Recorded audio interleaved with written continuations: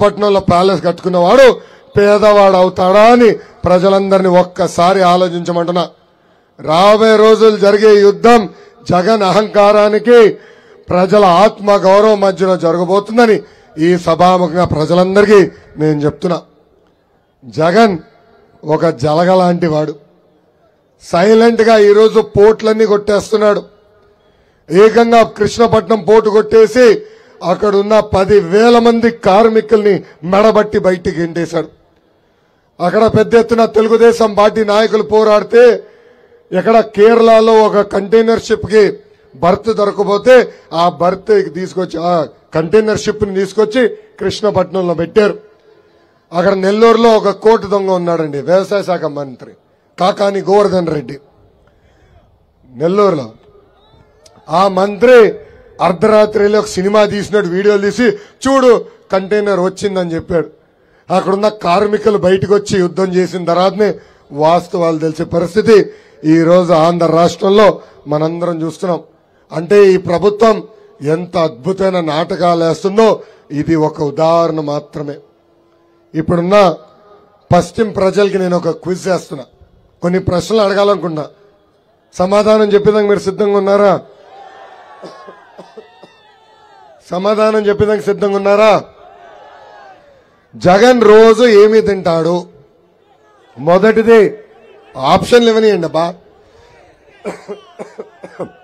మొదటిది కిచిడి, రెండోది బిర్యానీ, మూడోది ఇసుక.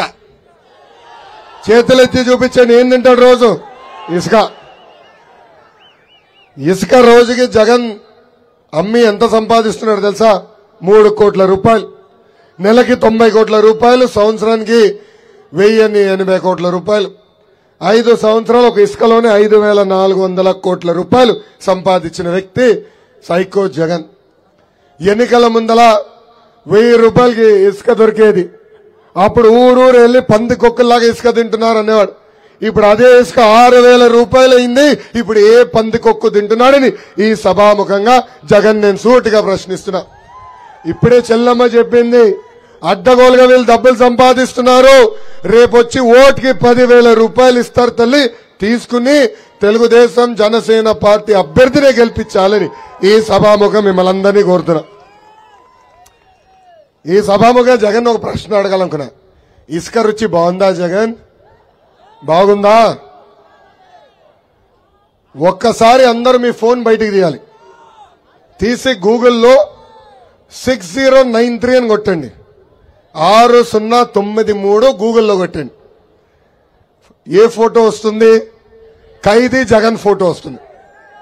16 నెలలు చంచల్గూడలో చిప్పకూడు తినాడే, అందుకే ఆయన ఫోటో వస్తుంది. ఖైదీలంటే చాలా ప్రేమ ఈ జగన్కి. అందుకే ఖైదీలకి నెలకిచ్చే డబ్బులు 2,000 రూపాయలు చేశాడు. కానీ అదే వెల్ఫేర్ హాస్టల్లో బడుగు బలహీన వర్గాలు చెందిన మన బిడ్డలు చదువుతుంటే కనీసం వాళ్ళకి మెస్ ఛార్జ్ పెంచలేదు, కాస్మెటిక్ ఛార్జీలు పెంచలేదు. ఈ రోజు వెల్ఫేర్ హాస్టల్స్కి వెళ్తే చాలా దారుణమైన పరిస్థితులు మనందరం చూస్తున్నాం. పాచిపోయిన భోజనం అక్కడ పెడుతున్నారు, బెడ్ లేదు, టాయిలెట్లు సరిగా లేని పరిస్థితి మనందరం చూస్తున్నాం. అందుకే సభాముఖంగా బడుగు బలహీన వర్గాలు చెందిన విద్యార్థులు నేను హామీ ఇస్తున్నా, తెలుగుదేశం జనసేన ప్రభుత్వం ఏర్పడిన మొదటి 100 రోజుల్లో మెస్ ఛార్జీలు, మెస్ కి కాస్మెటిక్ ఇచ్చే డబ్బులు పెంచే బాధ్యత మేము తీసుకుంటాం. ఇంకా అంతేకాదు, ఈ రోజు విద్యా దీవెన, వసతి దీవెన అని మాయమాటలు చెప్తున్నారు.